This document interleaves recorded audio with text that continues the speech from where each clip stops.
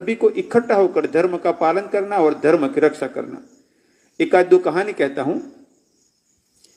एक बार एक शिकारी अपने बेटे के साथ जंगल में गया था। कबूतरों का शिकार करने के लिए उसने जाल बिछाई, दाने डाल दिए, ऊपर जाल रख दी। आकाश में उड़ते हुए कबूतरों ने नीचे गिरे हुए दानों को देखा तो उतर आए और दाने खाने लगे। किंतु जब वो एक जगह से दूसरी जगह जाने के लिए प्रयत्न किया तो पता चला कि उनके पैर जाल में फंस गए थे। सभी कबूतरों को पता चल गया कि अब तो हम जाल में फंस गए हैं। शिकारी और उसका बेटा प्रसन्न थे, खुश थे कि अब हमें काफी कबूतर शिकार में मिल गए। उसी वक्त सभी कबूतरों ने तय किया कि हम एक साथ सभी उड़ते हैं, पैर फंसे हुए हैं, पंखे नहीं।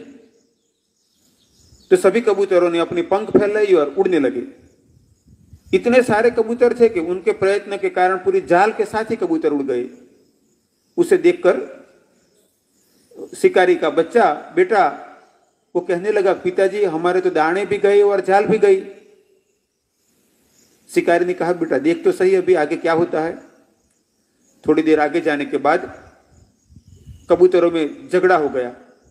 कुछ कबूतरों ने कहा कि हमारे प्रयत्न के कारण इस जाल के साथ हम सब उड़ पाए, तो दूसरे कुछ कबूतरों ने कहा कि हमारे प्रयत्न के कारण हम जाल के साथ उड़ पाए। तो आधे कबूतर ने उड़ने का तय किया और आधे कबूतरों ने कहा कि हमें साथ नहीं देना है। तो कुछ कबूतरों ने जैसे साथ देने का बंद कर दिया तो वजन बढ़ गया और सभी कबूतर नीचे गिर गए जाल के साथ और शिकारी के हाथ में फंस गए। संसार में भी ज्यादातर ऐसा होता है कि हम लोग धर्म के लिए, सेवा के लिए, परमार्थ के लिए सभी इकट्ठे होते हैं, संगठन बनाते हैं, प्रयत्न करते हैं साथ मिलकर आगे बढ़े। फिर जब आगे बढ़ते हैं तो कभी कभार ऐसा स्थिति होती है कि कुछ लोग चाहते हैं कि मेरा सम्मान मिले, कुछ चाहते हैं मुझे सम्मान मिले, कुछ कहते हैं मुझे अनुकूलता मिले, कुछ कहते हैं मेरा नाम इत्यादि में फिर ऐसा फंस जाते हैं कि हमारा जो जिस उद्देश्य से इकट्ठे हुए थे वो तो साइड में रह जाता है और उलझ जाते हैं व्यवस्थाएं, संस्थाएं, संगठन।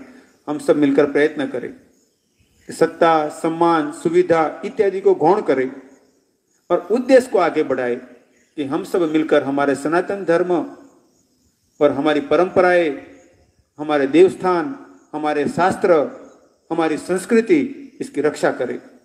और उसके लिए हमें एक एक छोटी सी छोटी बातों को याद करे, जोड़े और परिवारों को, समाज को सिखाए, समझाए। क्योंकि जिस घर, जिस व्यक्ति, जिस परिवार, जिस समाज और जिस देश में सरस्वती, लक्ष्मी और काली तीन शक्तियों में से एक की कमी आती है उनका पतन हो जाता है। सरस्वती यानी ज्ञान, लक्ष्मी यानी ऐश्वर्य, धन और काली यानी बल, क्षमता। तो जिस व्यक्ति में से, परिवार में से, समाज में से यदि धन की कमी होती है तो दरिद्रता से परेशान होते हैं। जिसमें सरस्वती की कमी होती है वो ऐसे काम करते हैं कि अपने कार्यों से खुद ही परेशान, पीड़ित, दुखी हो जाते हैं, फंस जाते हैं। और जिसमें बल की कमी होती है उनको दूसरे लोग धमकाते हैं, कभी कभार हत्या भी कर देते हैं, मारते भी है, पीड़ित करते हैं।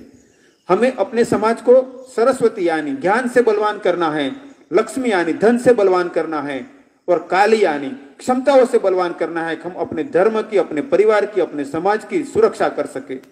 हम सब मिलकर प्रयत्न करें कि हमारे ऋषि मुनियों ने हमें जो ज्ञान दिया है, जो विद्याएं दी है, उसको स्वयं धारण करें, अपने बच्चे, परिवारों को उसके लिए प्रेरित करें और धीरे धीरे एक स्थिति ऐसी बने कि हर घर परिवार में देव पूजन होता हो, सभी घर परिवारों में धर्म बढ़ता चला जाता हो, हमारे देवस्थान सुरक्षित हो, हमारे शास्त्र सुरक्षित हो। और हमेशा याद रखे कि जो व्यक्ति धर्म की रक्षा करता है उसकी धर्म रक्षा करता है। दिक्कत तो पांडवों को भी थी किंतु फिर भी उनका विजय हुआ।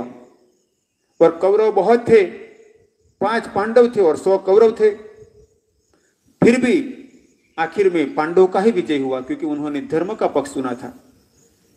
तो हम प्रयत्न करें और याद रखें कि कोई व्यक्ति कितनी भी दिक्कत में क्यों ना हो, कितने भी परेशान क्यों ना हो, किंतु वह धर्म पकड़ रखता है, धर्म को धारण करता है तो उसका वर्तमान और उसके आने वाले भविष्य में उसका कल्याण निश्चित है। और कोई यदि धर्म का त्याग करे और पुनः धर्म के पथ पर न आए तो मानना कि उसके पास कितने भी धन संपत्ति, ऐश्वर्य, सम्मान, सत्ता हो, फिर भी उसका पतन होना निश्चित है। हमें तय करना है क्या हम अपना और अपनी पीढ़ियों का कल्याण चाहते हैं तो धर्म को धारण करें। दूसरी भी बात है, भूखा व्यक्ति भूखे को कैसे खिलाएगा? जिसके पास होगा वो दूसरों को देगा। तो हमें समाज को बलवान बनाना है, धन से, संपत्ति से, ऐश्वर्य से, कि जिससे हमारे समाज के, हमारे परिचित या तो धर्म के या तो जरूरतमंद लोगों की हम मदद कर पाए। और तीसरी बात है बलवान, शस्त्र से बलवान, शक्ति से बलवान, क्षमताओं से बलवान, शरीर से बलवान। तो जब जिस व्यक्ति में, परिवार में, समाज में सरस्वती, लक्ष्मी और काली तीनों की उत्तम आराधना होती है, वह घर, परिवार, समाज बलवान होता है। आपका भारतीय राजपूताना सेवा संगठन, अनिल जी, प्रेम सिंह जी और आप सभी जो यहाँ पर बैठे हुए हैं, उन सभी को प्रयत्न करना कि तीनों की आराधना आपके समाज में प्रसारित हो। सभी को सरस्वती यानी ज्ञान, विद्या के लिए प्रेरित किया जाए, उनमें सहयोग किया जाए, एक दूसरे को मदद रूप हो, चाहे काम व्यवहार में, समाज में, आर्थिक उन्नति में, छोटे बच्चों से लेकर तो सभी परिवार आर्थिक सक्षम बने।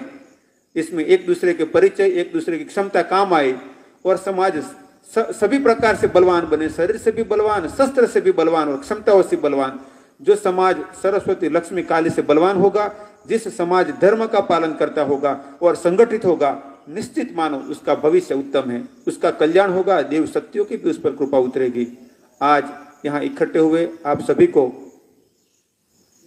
धर्म के पथ पर आगे बढ़ने के लिए प्रेरित करने के साथ साथ भगवान से मैं प्रार्थना करता हूँ कि आप सभी को ऐसी मति, शक्ति, परिस्थिति और क्षमता दे कि जिससे आप उत्तम रीति से धर्म मार्ग पर आगे बढ़ते हुए अपना कल्याण करो और सर्व कल्याण में सहयोगी बनो, सहभागी बनो।